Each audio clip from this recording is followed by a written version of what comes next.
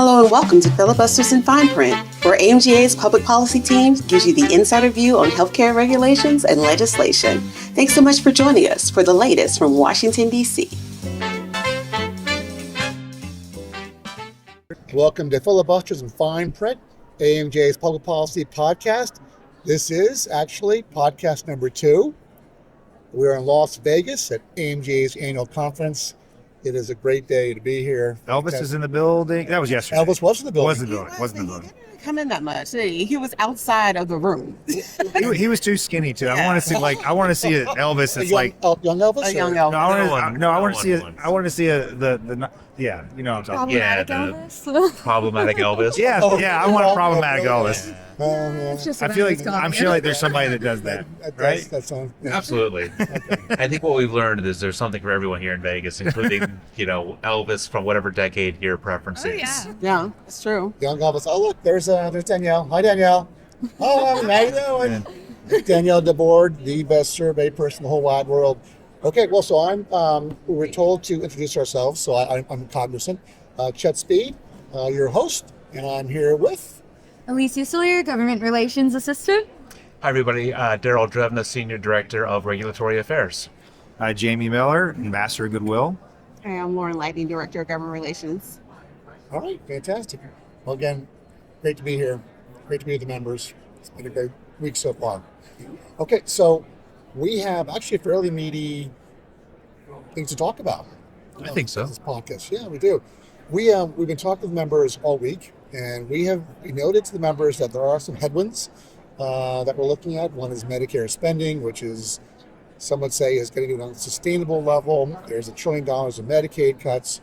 There's administrative waste that members have to deal with, whether it's quality measures or prior authorization, of documentation guidelines. That is a time-consuming and money-consuming process. And commercial payers not always keeping up with the reimbursement rates that they used to. So there are some headwinds that our members are facing, but we also talked about AMGA has had a fairly good response to what's going on, and we'd love to talk about that with our viewers and listeners. And there we are. So let's first talk about the MACRA Value Task Force, because that is an amazing response, and we're actually getting some traction on it as well.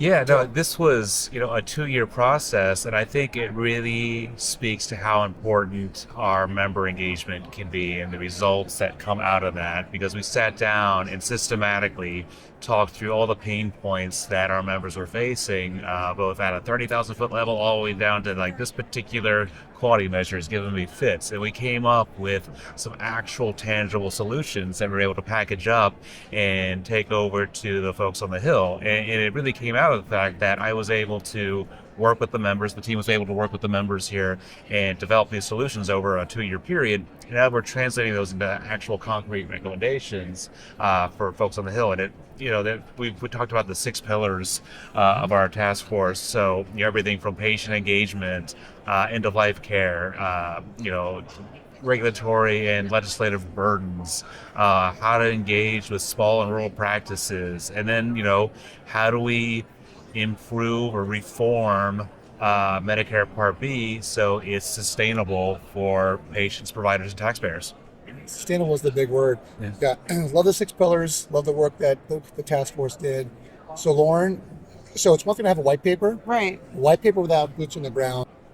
It's just a white paper. Right. I was actually thinking about just the 2-year almost journey around this, not just the task force, but if you recall, it was the Energy and Commerce Committee and Ways and Means Committee several years ago. This is during the pandemic or pre-pandemic, they were asking about MACRA. And we talked to Scott Hines about it, who came up with the brilliant analogy of right now reimbursement is you're building a spaceship to go to space. Shout out Artemis. And then you expect to get paid when you return. And that really did sort of launch the conversation of how do we look at this differently. And along those terms, there was a group of members of Congress who created a MACRA RFI. They asked us for ideas, which started the task force. We also met last year with Senate colleagues and Senate Finance Committee, other Senate staffers who were asking the same questions. But now you've had a booklet. We now have a legislative outline, which is really cool, of that's the pathway is long, but we finally get there. Yeah. His, And so, Jamie and I sat in a meeting a couple of weeks ago. We were beckoned to We were Congress. beckoned to the It's going to hill. be beckoned. It's good to be As a beckoned. place Yeah. to ignore. Instead of like, hey, do you like this terrible piece of legislation? And we No. were beckoned beckoned away. on a Monday. Yeah. Yeah. So let's start the week off right, where we had And who are you the beckoned by? we were at the Ask? Democratic Doc Caucus, Uh-huh. the mighty pediatrician Representative Kim Schreier, and then we had the GOP Doc Caucus, who told us that they had created an outline of how they would like to see Part B reimbursement Okay. reimagined, and then they handed it to us, and now we are off to the races. How are we doing this? Yeah, but Yeah, I was like pivoting to you since you were in the room. yeah, I would say that the outline You were of these not. Doc Caucus were they wanted to spend a certain amount of money, 60 to 80 billion dollars in the next 10 years to reform how doctors reimburse, have inflationary adjustment, which AMJ suggested. They also want to make MIPS reporting easier. They also want people not excluded from MIPS. We always love talking about MIPS. it's like they read our report. Very They want to exciting. rename it. They want to Yeah. rename MIPS. They want to extend the APM program. There's a lot of good things in there, and I think what's interesting from AMJ's perspective is we already have the solutions that Daryl worked on for 2 years. So we don't even. I mean, it was like all there. And so we've been talking to the Doc Caucus. We gave them all the information, and they're drafting legislation. It's going to come out probably before this podcast comes out, and then we'll start the process again. Read the legislation, tell them ways to improve it. When MACRA was done, I know Chet was at AMJ, and so was I in 2015. There's like 2 years of this back and forth and creating this Medicare Part B structure, and AMJ is involved on the ground floor because of the work of our members, like Scott Ives and Beth Haberback. Yeah. We had 12 AMJ members on the task force, and they put in all that time and effort for 2 years. Yeah, I remember Jamie referenced when MACRA first came out and that first rule came out, and I told Chad, like, I'm going on vacation. So immediately. And Daryl's still here. Yeah, I'm still here 10 years later. But really, we mentioned that some of the members who worked on this, what an invaluable contribution they've made to this. Like, there is, if it's just us as a policy team, where are we going to get the insights and the expertise and the gravitas to go in and say, this is just not us, AMGA, bringing this to you. This is backed by some of the preeminent minds and voices in healthcare today.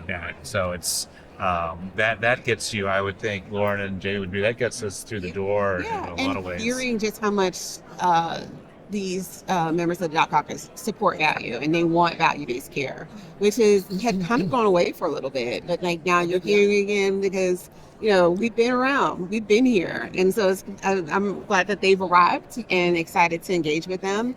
I think the thing that always worries me is the timeline, because we got a tight turnaround, but we also now have foundational documents that will take us through Congress is way past this one. And it's funny, I didn't even think about it till now, the Vegas connection to MACRA. So in 2015, Chet and I were here. I think it was Caesar's Palace, maybe. Yeah, that was Don's favorite. Yeah, Caesar's Palace. And so the Speaker of the House, John Boehner, his policy staffer, who was a friend of mine from South Carolina, called me up and said, hey, will AMJ support MACRA passing on the House floor? And I was like, we already do, but there's like $90 billion you don't have any paid for. So what are you going to do about it? And they're like, don't worry about it. We're going to handle it. And then John Boehner, the Speaker of the House, announced his retirement, and then he passed a bill that wasn't paid for. Remember that? Oh, we love it. Pope was there Yes, I too, so do maybe recall. he had a little Yeah, influence there. But I think it's funny how the staffer's like, we're going to pass it. Don't worry about it. I was like, as long as you don't cut us to pay for this, we'll support it. And it's funny how there's random connections. Yeah. 11 years ago. And then we had to summarize it while we're in Caesar's We Palace. did. Yeah, I recall that too. It's interesting. I do want to get, because there's another effort we've been working, well, to you, Jamie, on CCM that has sort of come to fruition as well. But there seems to be two levels of engagement that AMGA is good at.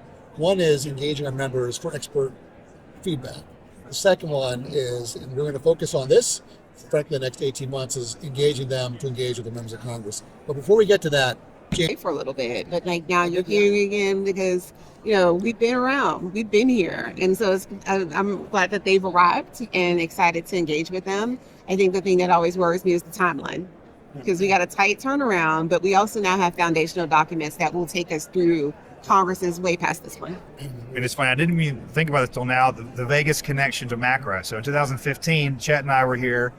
I think it was Caesar's Palace, maybe. See, yeah, that was Don's favorite. Yeah, Caesar's Palace. And so the Speaker of the House, John Boehner, his policy staffer, who was a friend of mine from South Carolina, called me up and said, hey, will AMJ support MACRA passing on the House floor? And I was like, we already do, but there's like $90 billion you don't have any paid for. So what are you going to do about it? And they're like, don't worry about it. We're going to handle it.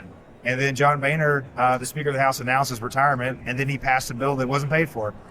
Remember that? Oh, we Well, love the it. Pope was there Yeah, too, so I maybe recall. he had a Yeah, little I was like, influence there. But I think it's funny how the staffer's like, we're going to pass it. Don't worry about it. I was like, as long as you don't cut us to pay for this, we'll support it. And it's funny how there's random connections. Yeah. 11 years ago. And then we had to summarize it while we're in Caesar's We Palace. did, yeah. I recall that too. It's interesting. I do want to get, because there's another effort we've been working, well, to you, Jamie, on CCM that has sort of come to fruition as well. But there seems to be two levels of engagement that AMGA is good at. One is engaging our members for expert feedback. The second one is, and we're going to focus on this, frankly, the next 18 months, is engaging them to engage with the members of Congress. But before we get to that, Jamie, talk about the CCM, because I know there's been some work around that, and I think congratulations are in order. Sure, and I think this goes around just about how effective our members are and how members of Congress, all they care about is their patient getting better access to care. And so the Chronic Care Management Code is something Daryl could explain even better. It was created in the Medicare Physician Fee Schedule in 2015. The main problem with the use of the CCM code was that physicians weren't billing it because there was a coinsurance, about $8 to $12 a month. And all their patients didn't want to pay the coinsurance.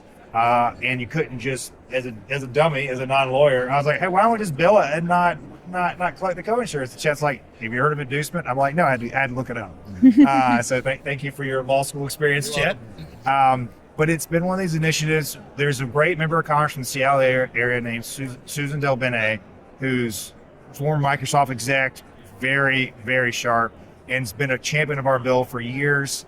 And she has been not getting much Republican support, but a lot of Republicans have been coming up to us and Lauren, both of us, saying like, hey, this whole idea of like waiving cost sharing, did you know that if you invest in health care, it reduces costs? And I'm like, yeah, I've heard of that. Yeah, thanks. And you just sit there and you're like, they're agreeing with me. Don't make fun of them. Don't make fun of them. That is right. And so I had a few Republicans come up to us and say, we want to do this. So Susan Del Bene, and then this really, really prince of a man named Mike Kelly from Pennsylvania, who's Erie, Pennsylvania area. He's on Ways and Means. Anyway, he's a great member. He's been involved in the Innovation Caucus we work with, and he helped write this bill. And so we got introduced. We had about, 40 members, 40 trade associations in DC join us. And there's a big bipartisan effort. I mean, I can honestly say one of the reasons that people are more interested in chronic care than they used to be is the whole MAHA movement, because now people are realizing that if you invest in what you put in your body and how you take care of yourself, you're going to save the government money. So Republicans are on board. So we hope this can make a huge impact on our systems, but also our medical groups, because it's going to make all of our patients happier and healthier, because they're not going to be going to the ER. They're not even going to go to the outpatient clinic. They're just going to be given the right care at the right time. And I think that's what AMJ stands for. So hopefully we'll get that passed soon. That'd be fantastic. Yeah, kudos to everybody. All right, so we mentioned engagement. Yeah. So Lisa, can you opine? Oh, yes, of course I can. Engagement is my I'll do this forte. for you. Thank you. Thank you very much. Thank you, everyone. I'd say, yeah. I'm a servant leader. Yeah. I'm going to hold this for you. Go, go, go. Thank you. So as many of you know, I assist Lauren with the District Advocacy Program, which I think is one of our easiest ways to get engaged directly with the people that represent you in the House and on the Senate side.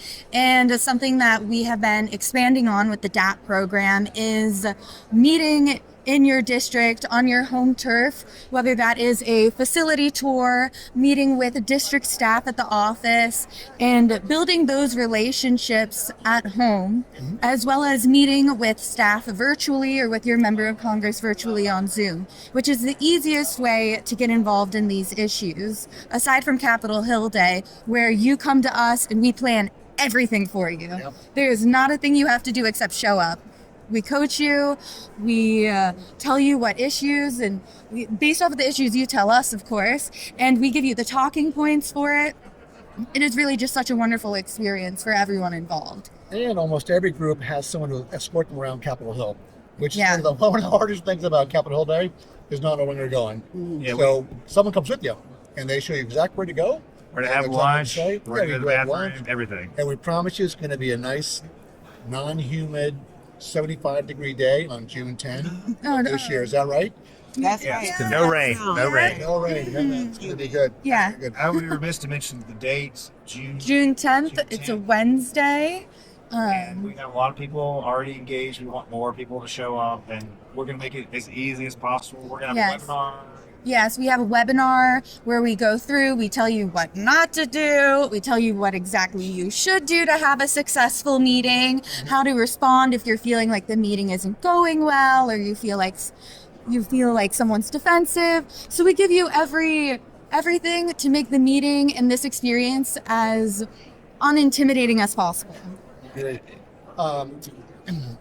one of the things, we're based in DC, so we're on the Hill virtually every day.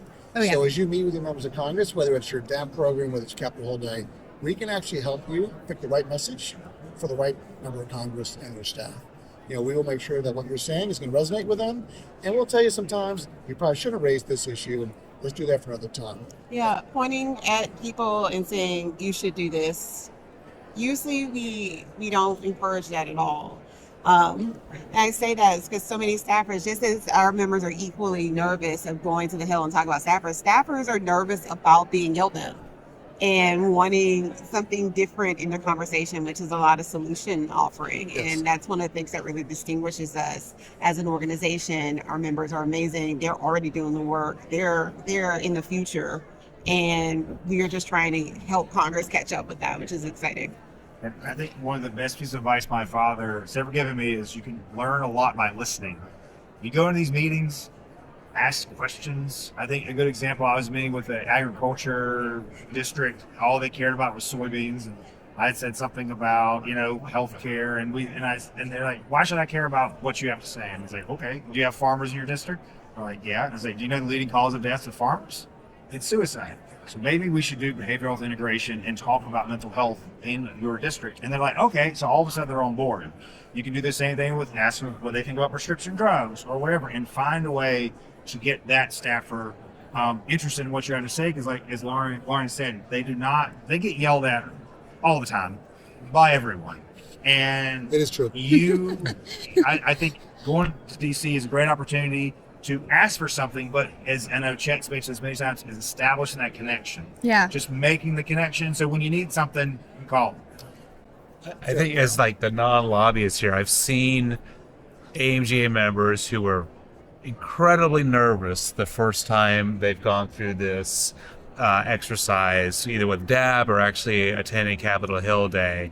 But once they go through it that first time, they're all rock stars, and they are, I think, our biggest advocates for recruiting more AMGA members to do it because they've got one under their belt.